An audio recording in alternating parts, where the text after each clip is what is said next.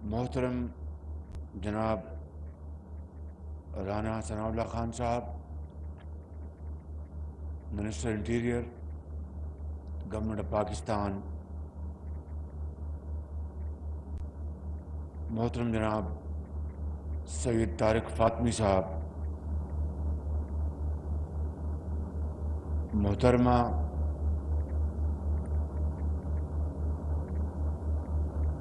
زہرا ودود فاطمی صاحبہ،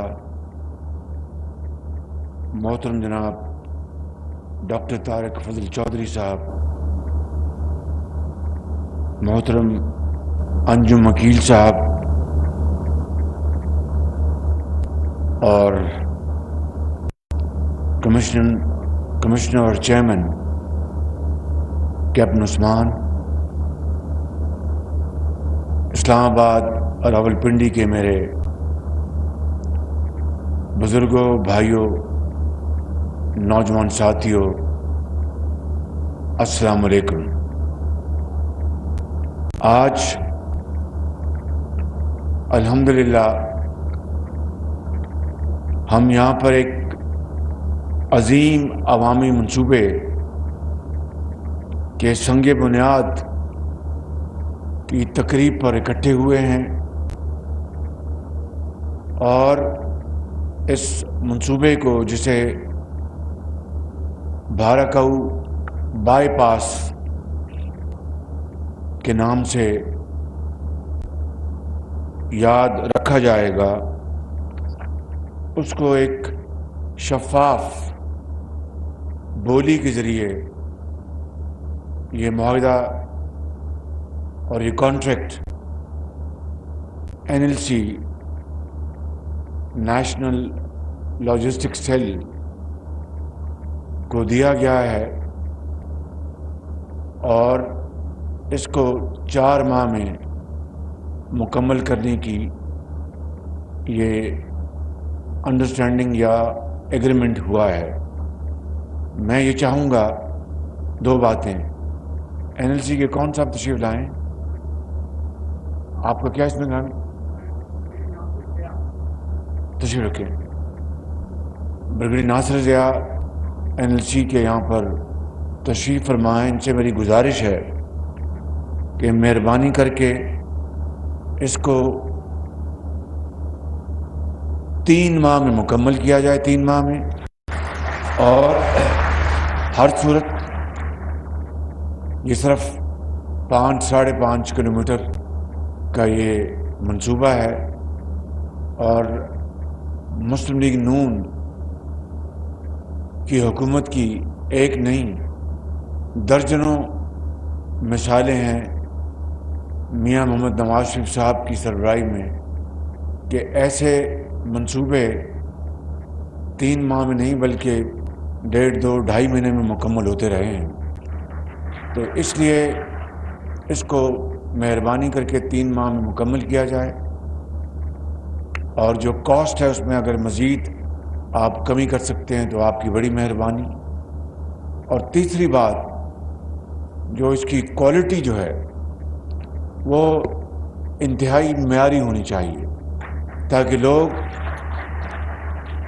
اس معیار کو اپناتے ہوئے دوسرے منصوبوں میں اس کو ریپلیکیٹ کریں، یعنی اس کو دوسرے منصوبوں میں بھی اسی معیار کو اپنائیں۔ میں سمجھتا ہوں کہ یہ ایک بہت بڑی خدمت ہوگی NLC کی اسلام آباد، راولپنڈی اور پاکستان کے عوام کے لیے، کہ مری روڈ سے جب گرمیاں آتی ہیں تو پورے ملک سے پھر لوگ اس روڈ پہ سفر کرتے ہیں، اور پورا سال بھی اس کے اوپر سفر ہوتا رہتا ہے۔ اس منصوبے سے جو کہ 5 یا 6 ارب کی لاگت سے کتنا بھی 6.5 ارب کی لاگت سے مکمل کیا جائے گا، اس سے میں سمجھتا ہوں کہ پاکستان کے اسلام آباد کے راولپنڈی کے عوام کو بھرپور ان کو ریلیف ملے گا، وقت بچے گا، اور اس روڈ کے اوپر بعض اوقات تو گھنٹوں ٹریفک جو ہے جیم رہتا ہے. تو میں سمجھتا ہوں کہ یہ ایک بہت بڑی ایک عوامی خدمت ہے. اللہ تعالیٰ ہم سب کو ہمت اور توفیق عطا فرمائے کہ اس منصوبے کو 3 ماہ میں اور ایک شاندار منصوبہ مکمل جب ہوگا تو یقیناً NLC کو اس کی بہت تحسین ملے گی اور عوام جو ہیں وہ ہاتھ اٹھا کے سب کے لیے دعا کریں گے کہ ان کو جو اگر کوئی خدا نہ خواستہ مریض گزر رہا ہے، مریض سے اگر کوئی مریض آ رہا ہے تو اس کو ہسپتال پہنچنے میں کئی مریض راستے میں دم توڑ جاتے ہیں. بچوں نے اسکول جانا ہوتا ہے، دکانداروں نے اپنے کاروبار پہ آنا ہوتا ہے، اور یعنی لوگوں نے اپنے گھروں پہنچنا ہوتا ہے. تو یہ بہت ایک بڑی باٹل نیک ہے جس کو انشاءاللہ ختم کیا جائے گا اس منصوبے کے ذریعے. اور اسی طریقے سے اسلام آباد اور راولپنڈی کے باسیوں کے لیے بے شمار منصوبے جن کو میں ابھی گنواؤں تو خاصا وقت لگ جائے گا، چاہے وہ پبلک ٹرانسپورٹ کے ہیں، وہ اورنج لائن ہے، بلو لائن ہے، گرین لائن ہے، چاہے آپ کے جو فلائی اوورز ابھی اس کا ایک کا بھی انڈر پاس مکمل ہونا ہے. ان کو برسوں بیت گئے. یہ منصوبے جو شروع کیے گئے تھے میاں نواز شریف کے زمانے میں وہ ادھورے کے ادھورے تھے 4 سال بعد بھی، اور پبلک ٹرانسپورٹ کا کسی کو خیال تک نہیں آیا. جو منصوبہ پبلک ٹرانسپورٹ کا محمد نواز شریف کے زمانے میں جس کا آغاز کیا گیا تھا اور جس کے اوپر کافی کام بھی ہو چکا تھا، جو میٹرو جس نے ایئرپورٹ جانا تھا وہ منصوبہ بھی وہیں بند پڑا تھا، ادھورا تھا، اور اربوں روپے اس کے اوپر کھپ چکے تھے، لگ چکے تھے، جس کو ہماری حکومت نے، مخلوط حکومت نے آتے ہی اس کو مکمل کروایا. اور وہ آج الحمدللہ ہزاروں لوگوں کو سفری سہولیات مہیا کر رہا ہے. اس طرح جو آپ کی اورنج لائن ہے، بلو لائن ہے، اور پھر ابھی ایک انٹیگریٹڈ جو منصوبہ ٹرانسپورٹ کا وہ انشاءاللہ اگلے چند ہفتوں میں مکمل ہونے جا رہا ہے. اس سے ہزاروں لاکھوں لوگوں کو ان کو سہولت ملے گی. یہ وہ کام ہیں جو کہ پچھلی حکومت کو، جو ان کی ناک کے نیچے تھے، ان کو مکمل کرنے چاہیے تھی. مکمل کرنا تو دور کی بات ہے، ان کو عوام کی جو مشکلات، عوام کے دکھ درد اور عوام کی تکالیف سے کوئی سروکار نہیں تھا. اگر سروکار ہوتا، اگر دل میں درد ہوتا تو پھر یہ مسائل کا ایک پہاڑ نہ ہوتا، پھر مسائل حل ہوتے. مگر عوامی منصوبے تب حل ہوتے ہیں، تب مکمل ہوتے ہیں جب دل میں درد ہو، دل میں عوام کے لیے محبت ہو، دل میں عوام کے لیے تڑپ ہو. لیکن جب وہ اسپرٹ موجود نہ ہو، وہ احساس نہ ہو، تو پھر جب یہ ہو کہ عوام اللہ نہ کریں ان کا جو بھی ہوتا رہے، ہمیں اس سے کیا غرض ہے، ہم ٹانگ پہ ٹانگ رکھ کر حکم دیں گے اور پاکستان ادھر چلے جائے گا اور پاکستان ادھر چلے جائے گا. بدقسمتی کی بات یہ ہے کہ انہوں نے ان منصوبوں کو، جو عوامی منصوبے ہیں، وہ عوام کی خدمت کے حوالے سے مکمل کرنے کے بجائے یا شروع کرنے کے بجائے انہوں نے کیا قوم کو دیا؟ دن رات جھوٹ بولا، دن رات ڈھڑائی کے ساتھ جھوٹ بولا، اور ایک رواج قائم کر دیا کہ آپ جھوٹ بولتے جائیں، بس لوگوں کو دھوکہ دیتے چلے جائیں، لوگوں کو ورغلانے کا انہوں نے ایک ایسا مشغلہ، ایسا طریقہ ڈھونڈا کہ اب وہ دن رات، عمران نیازی دن رات جھوٹ بولتا ہے. میں آپ کو بلا خوف تردید کہہ سکتا ہوں، یہ میں نے کبھی زندگی میں سوچا نہیں تھا کہ میں ایک ایسے زندگی کے مقام پر آؤں گا، عمر کے اس حصے میں آؤں گا کہ میں نے خود 40 سال تقریباً 40 سال ہو گئے اپنے بڑے بھائی کی لیڈرشپ میں نے اس خاردار میدان میں نے سفر کیا ہے اور بہت اونچ نیچ دیکھی ہے، بہت تبدیلیاں دیکھی، مارشاء اللہ کے ادوار دیکھے، اپنی حکومتوں کے، اوروں کی، دوسری پارٹیوں کی حکومتوں کے، اور دنیا میں آپ کو بلا خوف تردید کہہ سکتا ہوں کہ میں نے اپنی زندگی میں اتنا غیر ذمہ دار اور جھوٹا آدمی اپنی زندگی میں نہیں دیکھا۔ میں آپ کو، یہ تالی بجانے کا مقام نہیں ہے، یہ ماتم کرنے کا مقام ہے، یہ ہمیں اپنے گریبانوں میں جھانکنے کا مقام ہے کہ ایک ایسا آدمی جس کو اللہ نے عزت دی، ورلڈ کپ لیا، پاکستان کو عزت دی، کوئی شک نہیں، لیکن وہ بھی ایک ٹیم ورک تھا۔ ایک ٹیم جو ہے وہ کرکٹ کی 11 ممبرز پر مشتمل ہوتی ہے، 12 پہ، اور سب جب اپنا حصہ ڈالتے ہیں تو وہ ٹیم اللہ تعالیٰ کی مدد سے کامیاب ہوتی ہے۔ کپتان کو یقیناً کریڈٹ ملتا ہے، مگر ٹیم کے باقی ممبرز کو بھی کریڈٹ ملتا ہے۔ وہ ہوا، آپ نے ہسپتال بھی بنایا، اس کو بھی قوم نے سراہا، کوئی بہت اچھی بات تھی، لیکن میرا خیال ہے کسی کو دور دور تک خیال تک نہیں تھا کہ جب یہ شخص سیاست کے میدان میں قدم رکھے گا تو پاؤں سے لے کے سر تک یا سر سے لے کے پاؤں تک سراپا جھوٹ کا ملمہ ہوگا اور دن رات جھوٹ بولے گا، قوم کو دھوکہ دے گا۔ آپ مجھے بتائیں کہ یہ جو ہماری جب مخلوط حکومت آئی آئینی طریقے سے اور پارلیمان کے ووٹ کے ذریعے آئی، جس کا ایک طریقہ آئین میں درج ہے، اس دن سے لے کر آج تک اس شخص نے کیا کیا پاکستان کو نقصان پہنچانے کے لیے کیا کیا پاپڑ نہیں بیلے اور دن رات جھوٹ نہیں بولا، اور بالآخر پرسوں وہ جو آڈیو لیک جو ہوئی ہے اس میں دودھ کا دودھ اور پانی کا پانی ہو گیا۔ کس طریقے سے عمران نیازی اپنے سیکرٹری کو پاکستان کے خلاف سازش کرنے کی ترغیب دے رہا ہے، اور سیکرٹری اس سے بھی 2 ہاتھ آگے جاتا ہے اور کہتا ہے جناب یہ منٹس تو میں نے بنانے ہیں، یہ کام میرا ہے، میں منٹس کو میں کروں گا۔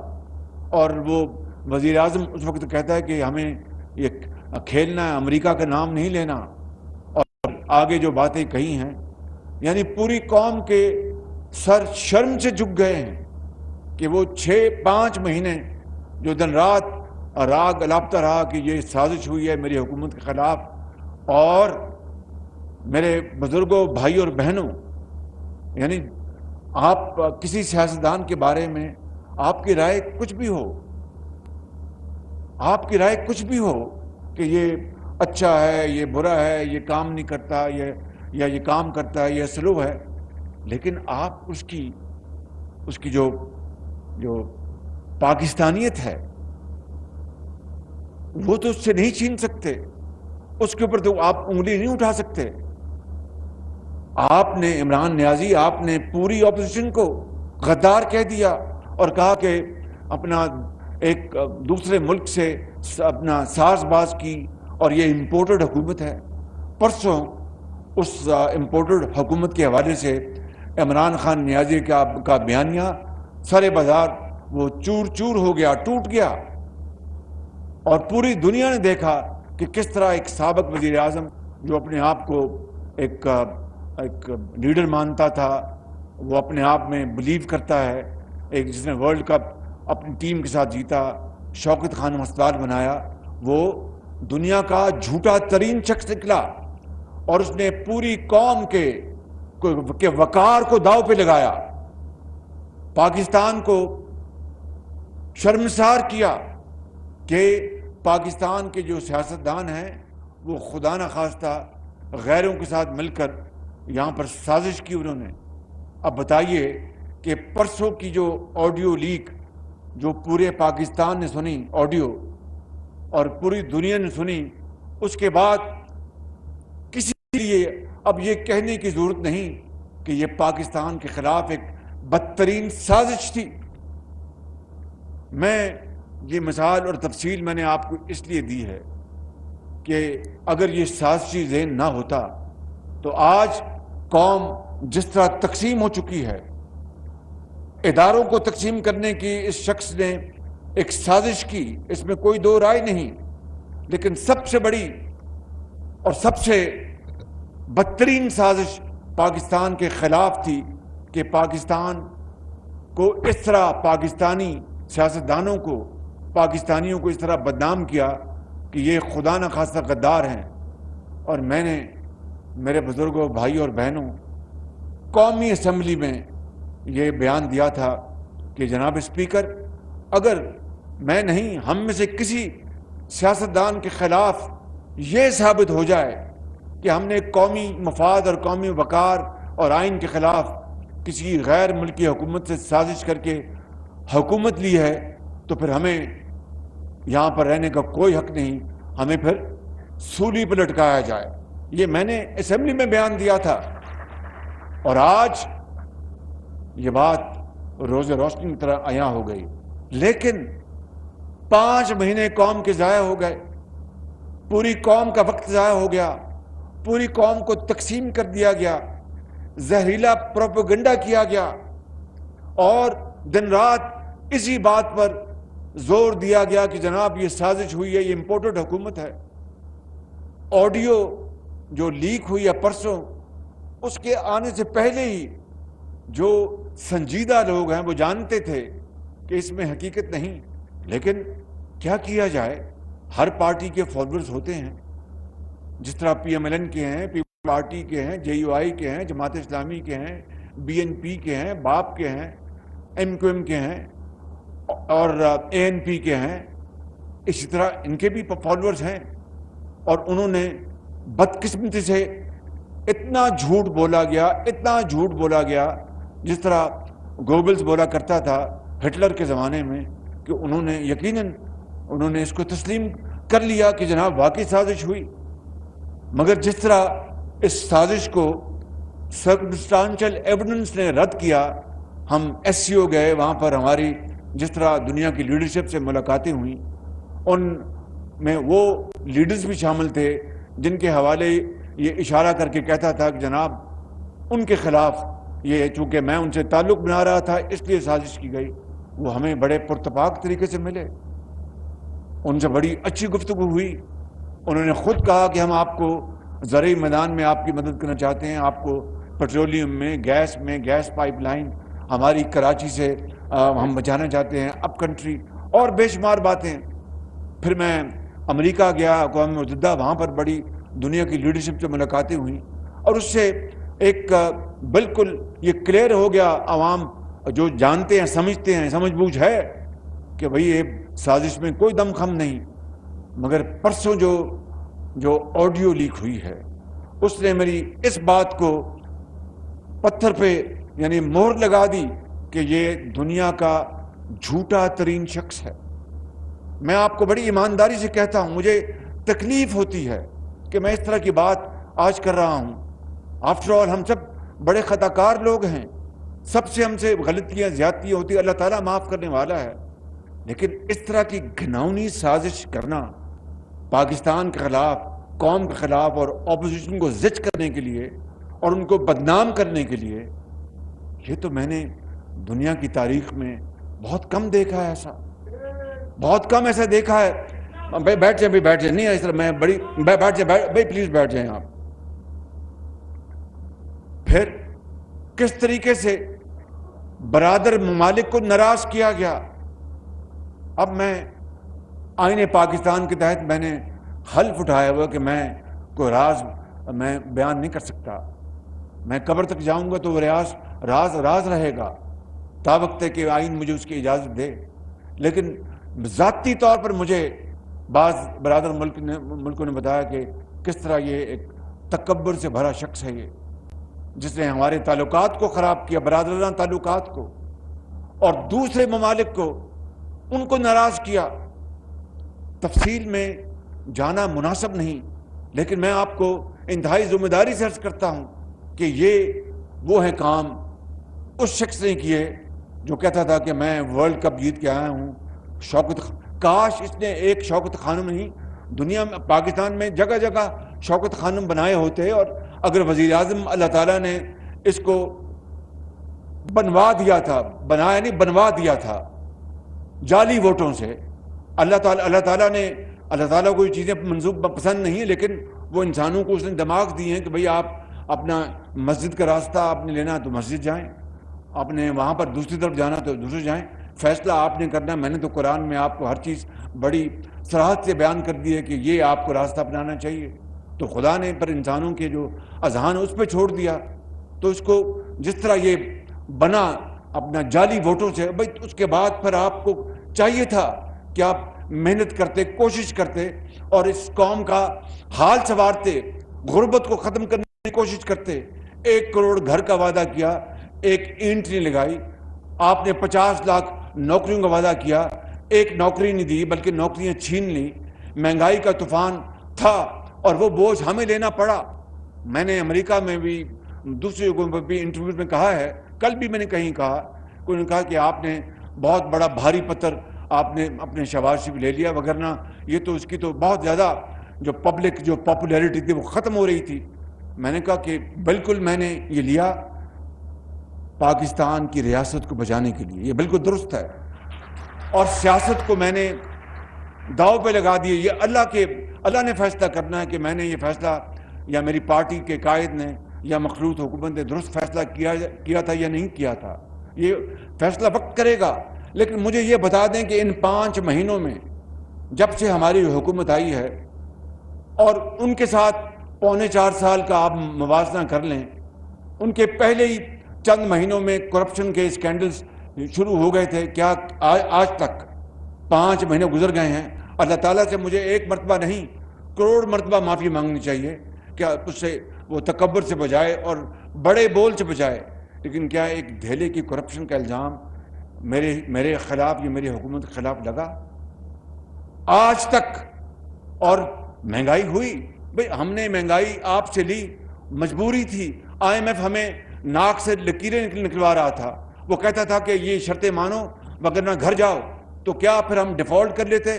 اگر ان کی حکومت ہوتی تو میں آپ کو بلا خوف تردید کہہ سکتا ہوں کہ پاکستان دیوالیہ خدا نخواستہ ہو گیا ہوتا۔ لیکن ہم نے سر توڑ کوشش کی، مگر یہ جلسوں میں کہتے رہے کہ جناب پاکستان جو ہے وہ سری لنکا بننے والا ہے۔ دل میں اس کے خواہش تھی، وہ دن رات تڑپ تھی کہ یہ پاکستان اللہ نہ کرے دیوالیہ ہو جائے۔ کیوں؟ میں ہوں تو سب کچھ ہے، میں نہیں تو کچھ نہیں۔ کبھی قومیں اس طرح بنتی ہیں، کبھی لیڈر اس طرح بنتے ہیں۔ میرے بزرگوں، بھائی اور بہنوں، میں یہ کہنا چاہتا ہوں کہ یہ وہ معاملات ہیں، یہ وہ حالات ہیں کہ جس کی وجہ سے آج ہم یہاں پر پہنچے ہیں۔ لیکن انشاءاللہ میں آپ کو یہ بتانا چاہتا ہوں کہ ہماری بھرپور کوشش ہے، باقی فیصلہ اللہ کے ہاتھ میں ہے۔ ہماری بھرپور کوشش ہے کہ پاکستان کی اندر پاکستان کی معیشت کو مضبوط کیا جائے، پاکستان کی جو مہنگائی ہے اس میں کمی لائی جائے۔ ہمارے پاس نہ تیل ہے نہ گیس ہے، جو گیس تھی وہ اب تقریباً ختم ہو چکی، تیل بھی امپورٹ کرتے ہیں، گیس بھی امپورٹ کرتے ہیں، اور پھر اربوں ڈالر ہم اس کے اوپر صرف کرتے ہیں۔ ہماری جو اپنے جو ذرائع ہیں وہ بڑے محدود ہیں، لیکن گھبرانے کی کوئی بات نہیں، پریشان ہونے کی بات نہیں ہے، اس لیے کہ ہم نے سب نے مل کر پاکستان کو انشاءاللہ اس مصیبت سے نکالنا ہے، اور ضرور نکالیں گے۔ اللہ تعالیٰ ہماری مدد کرے گا انشاءاللہ، اس لیے کہ میرا ایمان ہے اٹھ باندھ کمر کیا ڈرتا ہے، پھر دیکھ خدا کیا کرتا ہے۔ میرا اس کے اوپر ایمان ہے، ہم سب کا اس کے اوپر ایمان ہے۔ مسافر شب کو اٹھتا ہے جو جانا دور ہوتا ہے۔ ہم محنت کریں گے۔ اگر دبئی میں بغیر تیل کے وہاں پر جو رمل، جس کو رمل عربی لفظ ہے ریت سے انہوں نے بے پناہ انہوں نے اپنی معیشت کو سنوارا، اور وہاں پر ہر طرف وہاں پر خوشحالی اور ترقی اور خوشحالی کے ریل پیل ہے۔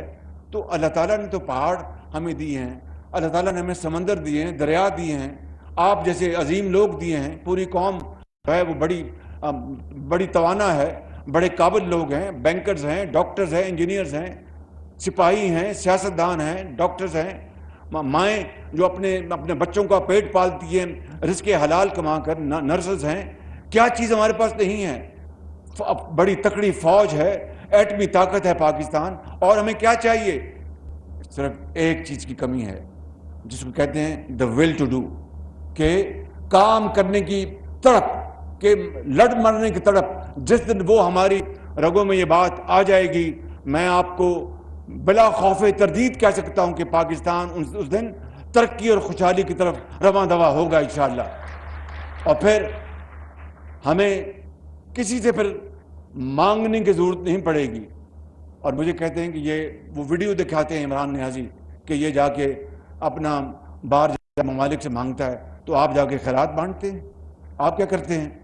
اور مجھے پتا ہے کہ ایک ملک میں یہ گئے اور وہاں پر انہوں نے کہا کہ ہمیں یہ قرضہ ان کا ہاں کر دیں گے مگر آپ اپنے معاملات کو ٹھیک کریں. نہ جانے وہ کیا بات ہو.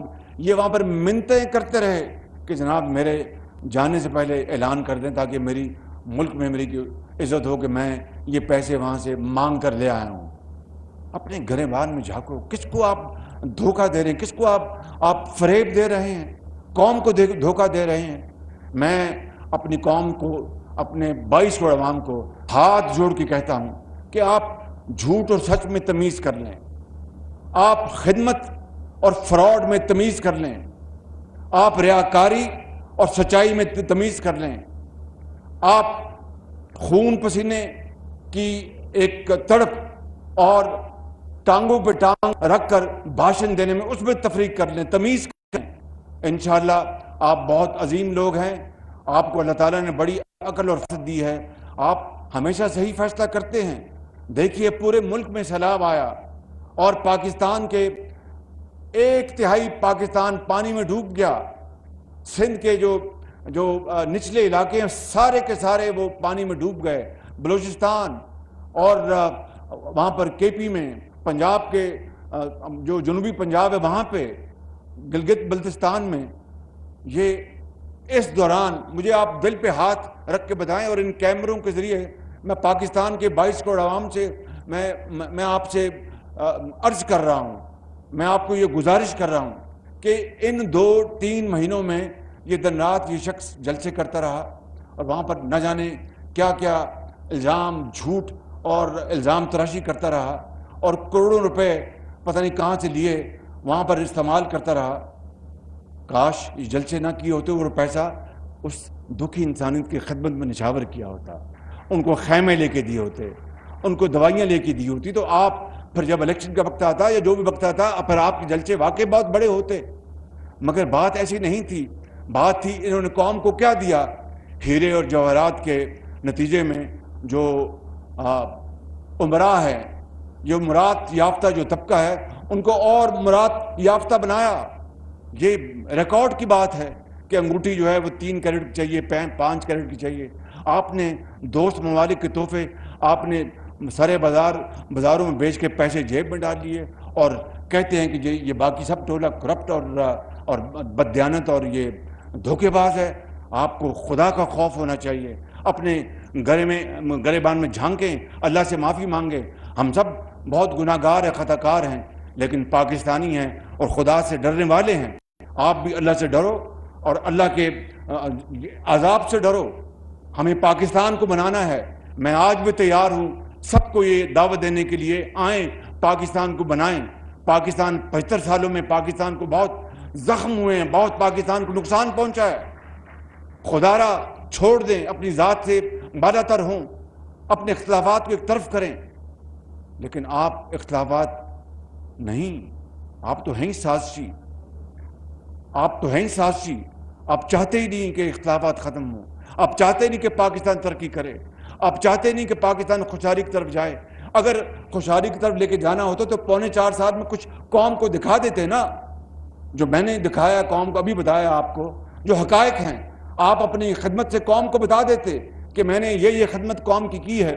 نہ آپ نے ہسپتال بنایا اپنا کوئی نام کا PKLI، Pakistan kidney and liver institute, جو دنیا کا مایناز ہسپتال ہم نے لاہور میں بنایا تھا، آپ نے اس کو برباد کر دیا. اس کو سیاست کی نظر چڑھا دیا فارمر چیف جسٹس کے ساتھ مل کر، اس کو برباد کر دیا آپ نے. جہاں پر گردوں کی جو پیوند کاری ہوتی تھی، جگر کی پیوند کاری ہوتی ہے وہاں پہ، اور وہ اربوں روپے غریب قوم کا پیسہ وہ لگایا گیا وہاں پر. اسی طریقے سے آپ نے کے پی میں کیا کیا، آپ نے پنجاب میں آپ کو حکومت ملی ہے. میری گزارش یہ ہے خان صاحب، یہ جھوٹ چلے گا کب تک یہ اللہ جانتا ہے. ایک دن یہ دفن ہوگا، ایک دن سچائی سامنے آئے گی، اور آپ کا چہرہ پرسوں قوم نے دیکھ لیا اس سازش کے حوالے سے کہ امریکہ نے یہ حکومت بنوائی تھی. وہ چہرہ آپ کا مکروہ چہرہ پوری قوم نے دیکھ لیا. میں سمجھتا ہوں کہ اس سے بڑا گھناؤنا جرم اور کو ہو نہیں سکتا. اللہ تعالیٰ ہم سب کو معاف کرے، اللہ تعالیٰ ہمیں سب کو ہمیں ہمت دے، اللہ تعالیٰ ہمیں پاکستان کی خدمت کرنے کی توفیق عطا فرمائے، اللہ تعالیٰ ہم میں سے ریاکاری نکالے اور ہمارے گناہوں کو معاف کرے، اور پاکستان کے لیے لڑ مرنے کی ہمیں اللہ تعالیٰ توفیق دے. پاکستان قائد اعظم. بہت شکریہ.